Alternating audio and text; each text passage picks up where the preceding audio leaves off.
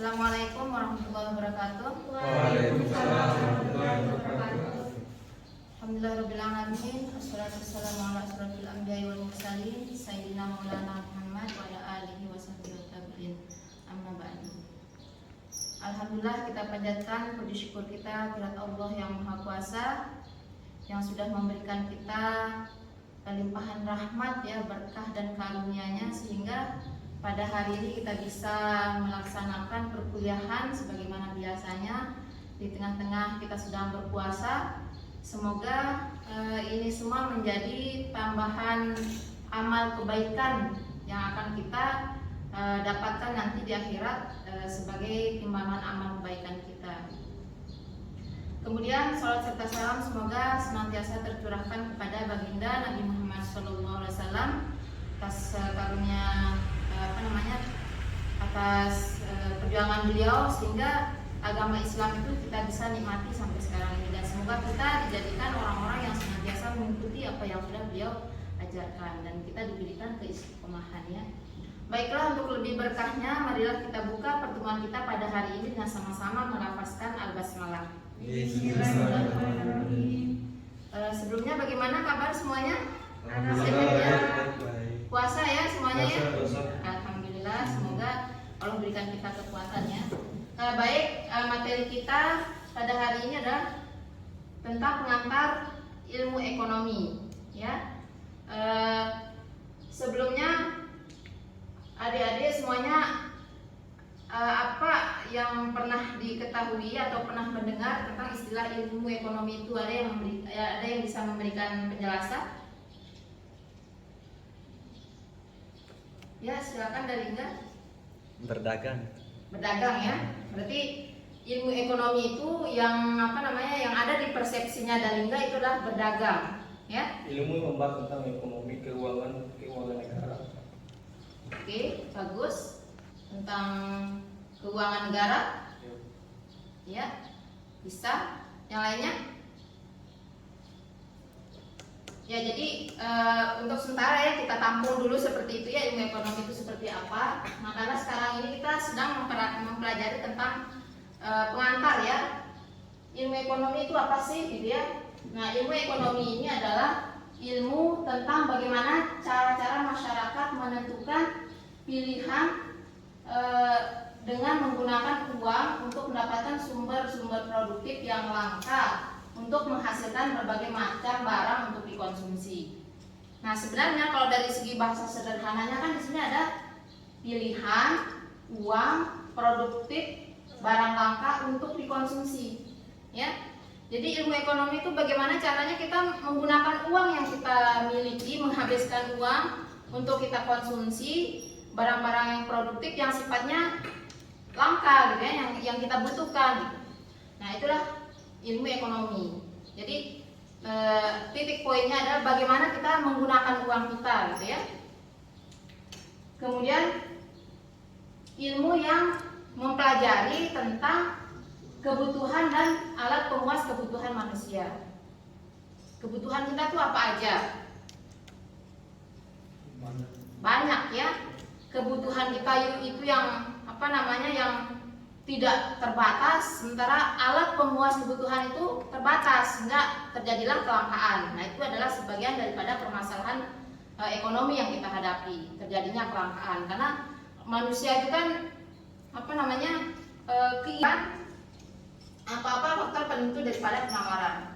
Ya. Faktor penentu penawaran itu adalah yang pertama harga. Harga daripada barang yang ditawarkan itu sendiri. Saya mau tanya sekarang ini, penawaran itu mewakili siapa? Pembeli atau penjual? Pembeli atau penjual? Pembeli. Barangnya juga akan mempengaruhi di sana, kan? Kemudian, nah, ini adalah kurva penawaran. Ini adalah dasar yang harus benar-benar pahami ya untuk membedakan mana itu kurva permintaan, mana itu kurva penawaran. Ada filosofinya. Nah, penawaran ini apa namanya, bentuk ini ya, bentuk kurvanya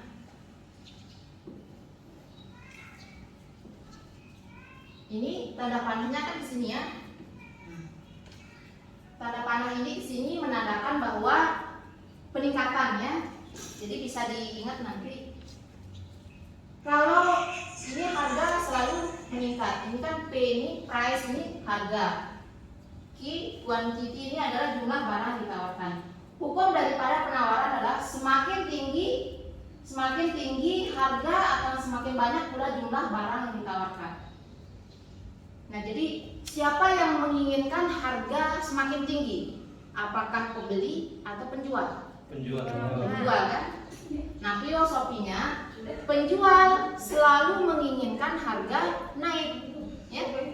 Nah, itu perlu dipahami, ini filosofinya ya. Jadi sehingga kurvanya selalu ke sini. Kalau kurva penawaran selalu naik ke atas ya.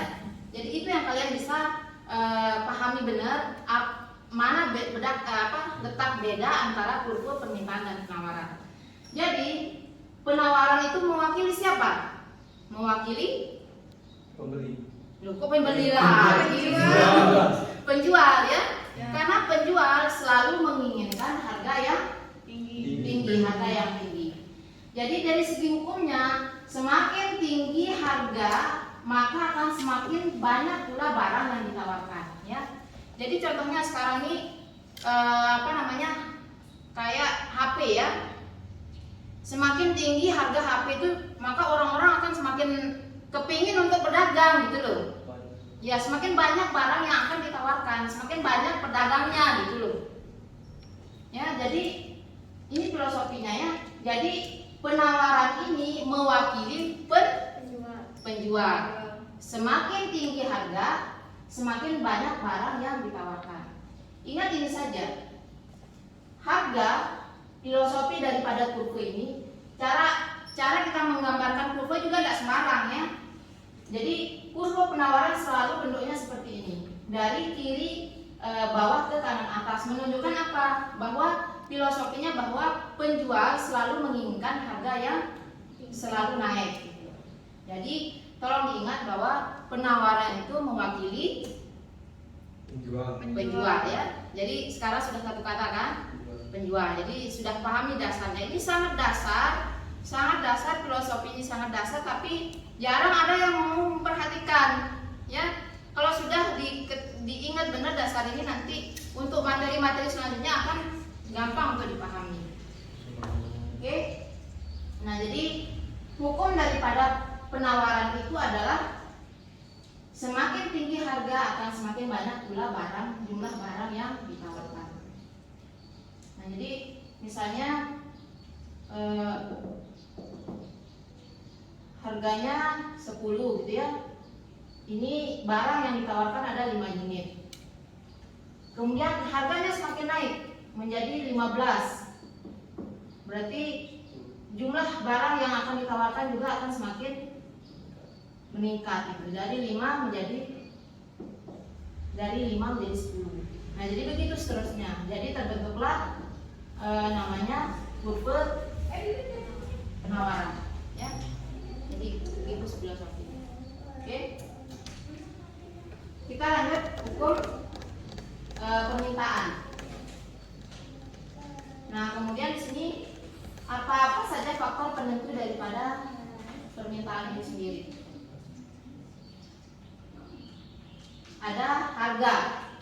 Harga ini tetap karena terkait tentang pasar kan, jumlah penjual dan pembeli. Jadi faktor harga ini akan selalu menjadi faktor penentu daripada permintaan maupun penawaran. Kemudian pendapatan.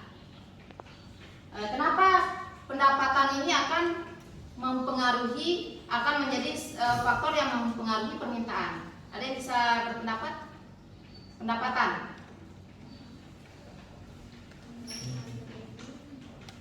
Silakan.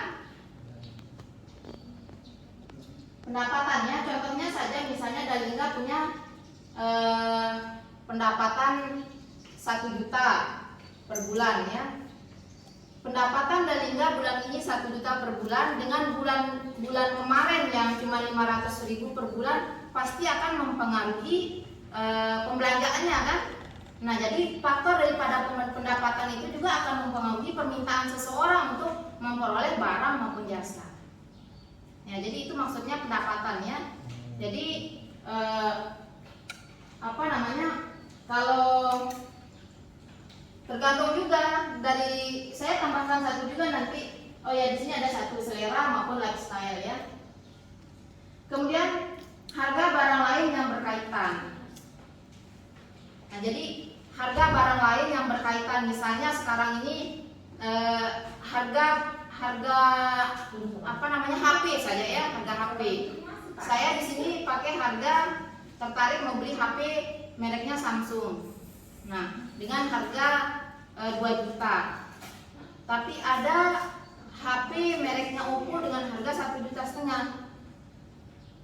Nah, jadi fungsinya nggak kalah beda gitu kan, nggak jauh-jauh beda banget gitu fungsinya. Jadi pasti saya juga akan mempengaruhi keputusan saya untuk memperoleh barang tersebut gitu loh. Jadi tergantung daripada harga barang lain yang juga berkaitan gitu loh. Nah, jadi yang ada hubungannya dengan barang lain, jadi ya pasti akan mempengaruhi keputusan saya untuk memperoleh barang dan jasa tersebut. Kemudian selera ini atau lifestyle juga ya, gaya hidup. Nah, jadi ini akan mempengaruhi juga yang namanya permintaan. Nah, zaman sekarang ini kebanyakan dari segi faktor harga ini tidak dilihat gitu kan, tidak dilihat. Dari segi faktor pendapatan nggak ngaruh juga gitu ya. Kemudian karena terbiasa dalam artian terpengaruh dengan gaya-gaya hidup yang sosialita misalnya, atau pergaulan online yang tingkat pergaulannya tinggi gitu ya, dengan bos-bos dan sebagainya. Jadi dia akan mempengaruhi juga sikapnya atau seleranya, lifestyle-nya untuk memperoleh barang dan jasa gitu. Jadi walaupun misalnya pendapatannya sekitar berapa gitu kan, jadi bisa juga dia akan mengambil keputusan untuk saya beli aja yang itu gampang nanti gitu kan. Nah, jadi ini faktor lifestyle ini juga sekarang ini sedang marak sekali gitu ya. Nah, jadi kalau dari segi kajian ekonomi Islamnya, ekonomi syariahnya di sini disebut dengan hedonis gitu ya, hedonisme, yaitu bagaimana mengutamakan kepuasan duniawi. Bagaimana mengutamakan kepuasan duniawi untuk memperoleh kehidupan atau kesenangan gitu ya, kepuasan di dunia. Jadi nggak pikir apapun, yang penting senang dulu gitu loh.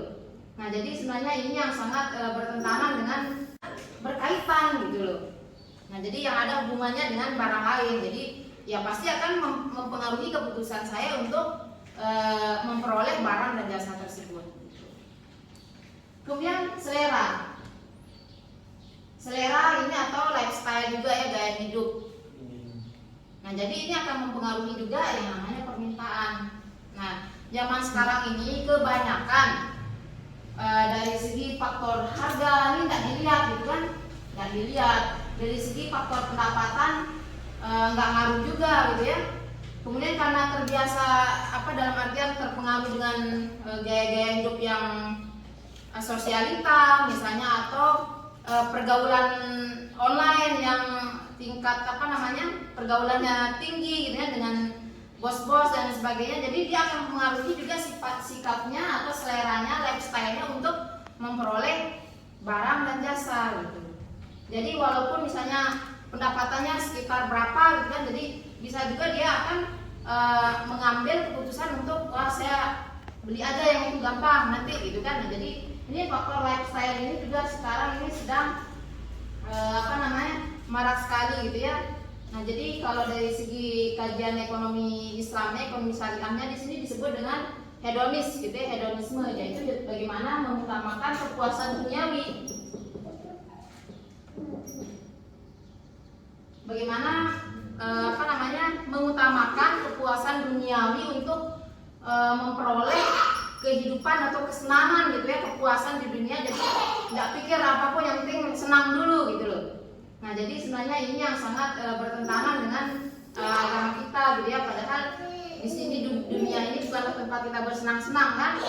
Nah, jadi ambillah kebutuhan dunia itu seperlunya saja gitu. Jadi nggak usah terlalu berlebihan gitu, sehingga itu akan nanti menyesatkan kehidupan kita gitu. Kemudian ekspektasi di sini adalah harapan di masa yang akan datang. Akan misalnya kalau saya punya yang ini nanti harapannya nanti akan membawa kebaikan ekonomi di masa yang akan datang. Misalnya sekarang ini ya, contohnya saya mau beli mobil kan, kalau lifestyle saya di sini untuk ikuti lifestyle saya akan beli Fortuner ya.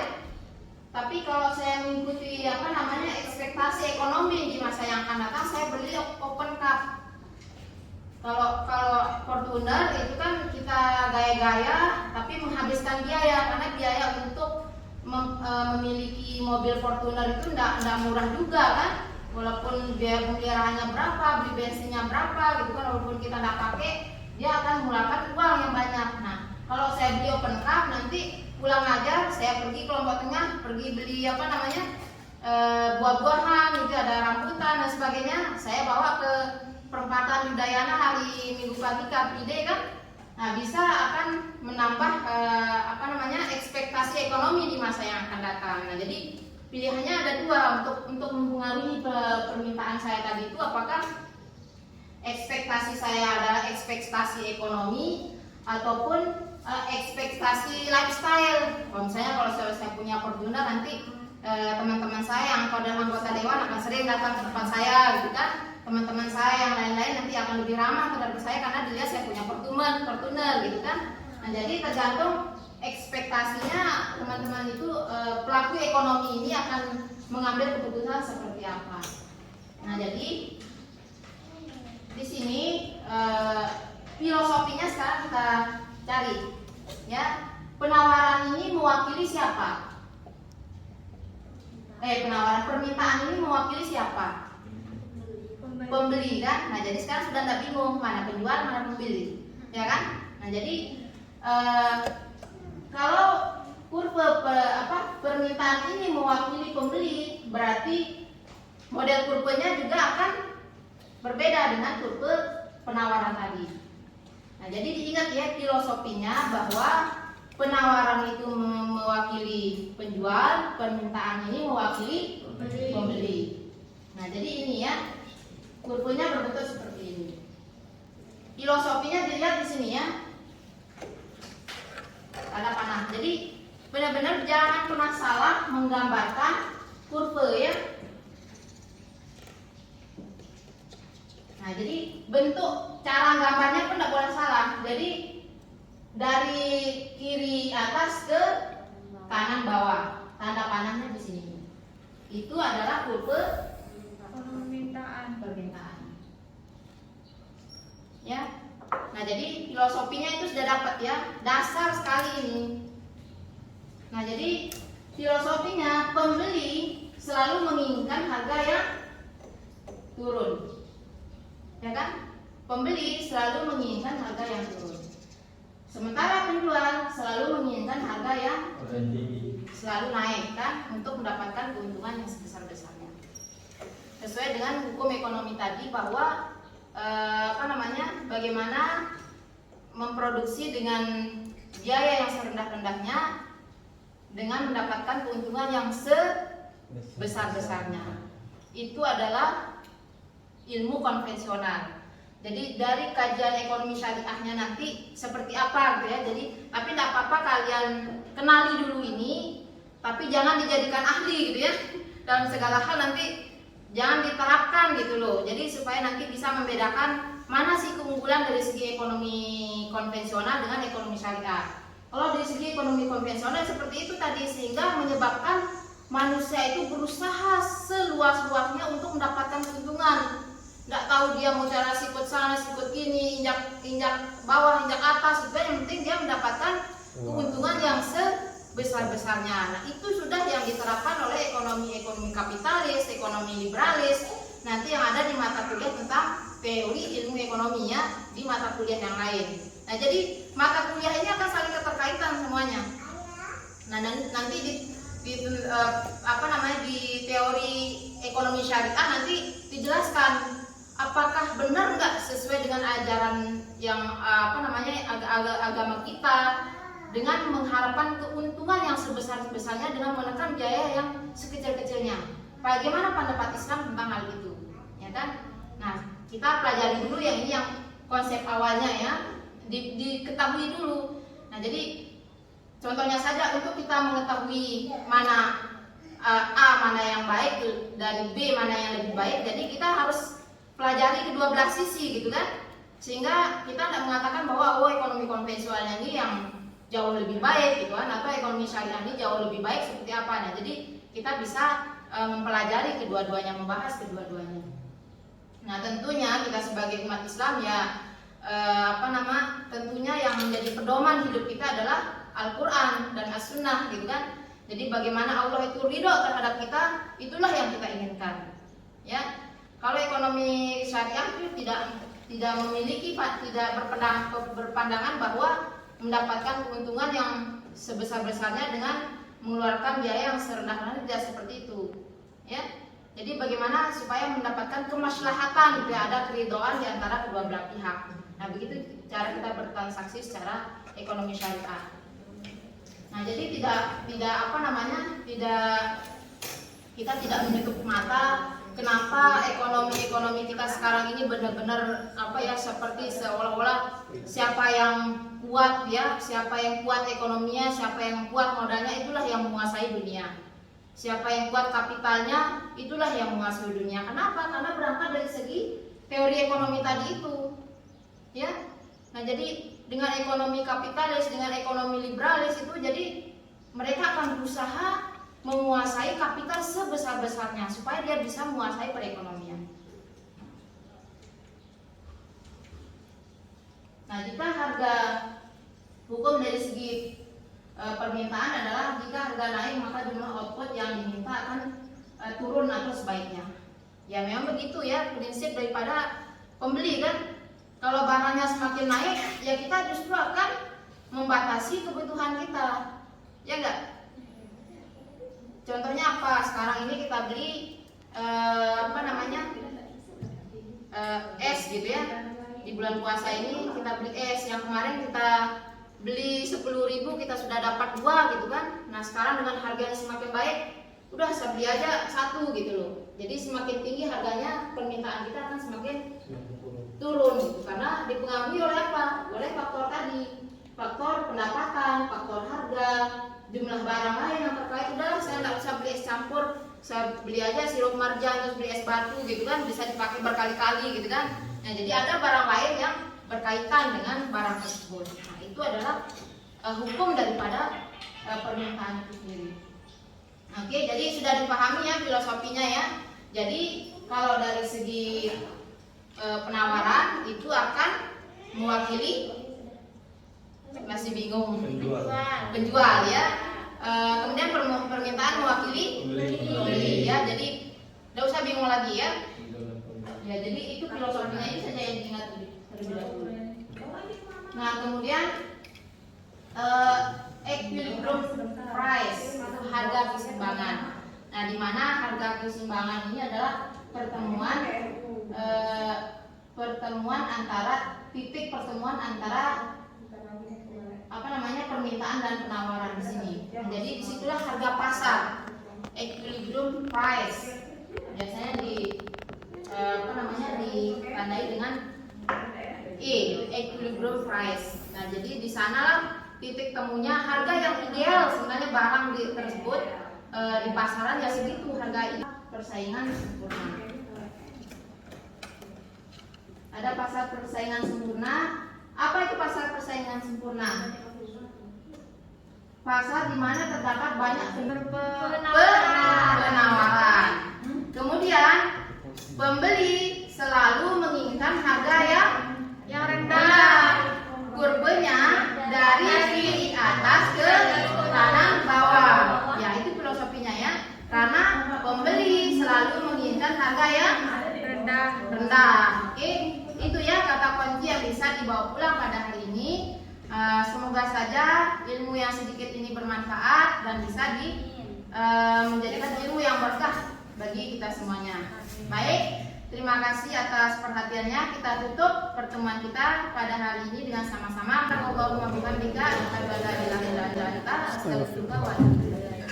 Terima kasih. Assalamualaikum warahmatullahi wabarakatuh. Waalaikumsalam warahmatullahi wabarakatuh.